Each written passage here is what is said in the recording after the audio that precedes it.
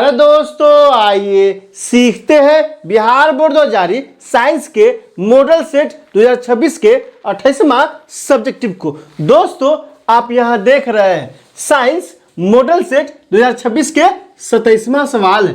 समजात अंग और समरूप अंग से आप क्या समझते हैं? दोस्तों, डिस्क्रिप्शन में क्या किया है, कुछ प्लेलिस्ट लगा दिया है, आप वहां जाइए, उन वीडियो को इत्मीनान से देखिए ताकि समझ बनेगा कि एग्जाम में किस साल पूछा जाता है और आपको कैसे बनाना है। तो आइए इस सवाल को हल करते हैं। आप क्या कीजिएगा दोस्तों, ध्यान से देखिए क्या कह रहा है। एक है समजात अंग, दूसरा क्या कह रहा है समरूप अंग। तो क्या करेंगे, सबसे पहले कॉपी में क्या लिखिएगा, उत्तर लिखिएगा। अब यहां से देखिए, चूंकि दो चीज है समजात और समरूप, तो पहले क्या लिखिएगा, समजात अंग।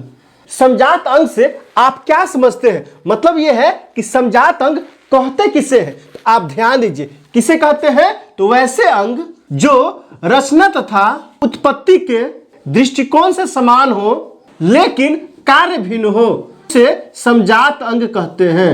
आप ध्यान दीजिए, समजात अंग से आप क्या समझते हैं? मतलब समजात अंग का परिभाषा लिखना था। तो समजात अंग कहते किसे है, आप अच्छे से ध्यान में बैठा लीजिए। क्यों? क्योंकि यह 2 नंबर का सवाल है और नहीं बैठाइएगा तो आपके एग्जाम में छूट जाएगा। वैसे अंग जो रचना तथा उत्पत्ति के दृष्टिकोण से समान हो लेकिन कार्य भिन्न हो, उसे समजात अंग कहते हैं। मतलब क्या हो दोस्तों, रचना, उसकी बनावट क्या होगा, और उत्पत्ति, वह कैसे जन्म लिया है, यह सब क्या होगा, एकदम समान होगा, एक रंग का होगा, एक तरह का होगा, लेकिन काम क्या होगा, अलग अलग होगा। उसे क्या कहेंगे, समजात अंग कहेंगे। जैसे मेढक, पक्षी तथा मनुष्य का अग्रपाद। ध्यान दीजिए, मेढक का अगला पैर, पक्षी का अगला और मनुष्य का, दोनों का बनावट देखिएगा ना, तो बनावट क्या रहता है, एक ही जैसा है, लेकिन काम क्या है, अलग अलग है। अब आइए, क्या है, समरूप अंग। समरूप अंग का एक और नाम है, क्या नाम है दोस्तों? तो समरूप अंग या असमजात अंग।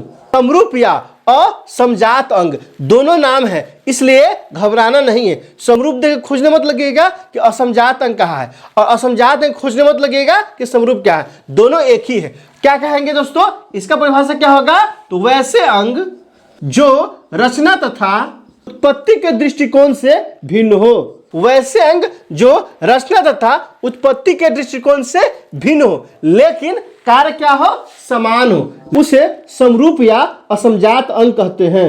आप यहां ध्यान दीजिए, क्या कहेंगे, समरूप या असमजात अंग किसे कहेंगे? तो नोटिस कीजिए और ध्यान दीजिए, वैसे अंग जो रचना तथा उत्पत्ति के दृष्टिकोण से भिन्न हो, मतलब उसकी बनावट और वो कैसे आया है, यह क्या हो, अलग अलग हो, लेकिन कार्य क्या हो, समान हो, उसे समरूप या असमजात अंग कहते हैं। जैसे तितली तथा पंछी के पंख। तितली तथा पंछी के पंख, तितली और पंछी के पंख क्या है, बनावट अलग अलग होता है, लेकिन काम क्या है, एक ही है, उड़ने का। तो दोस्तों, समजात अंग और असमजात अंग आप अच्छे से समझ चुके होंगे। समजात अंग किसे कहते हैं? तो वैसे अंग जो रचना तथा उत्पत्ति के दृष्टिकोण से समान हो लेकिन कार्य भिन्न हो, उसे समजात अंग कहते हैं। जैसे मेढक, पंछी, मनुष्य के अग्रपाद, अगला पाद। और समरूप अंग किसे कहते हैं, या असमजात अंग?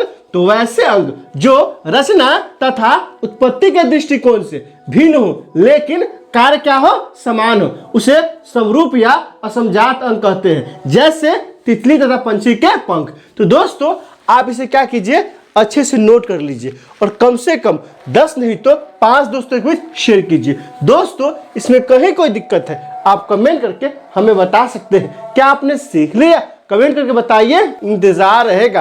वीडियो अच्छी लगी हो तो लाइक कीजिए, मेरे चैनल को सब्सक्राइब कीजिए, ज्यादा से ज्यादा शेयर कीजिए। बहुत बहुत शुक्रिया।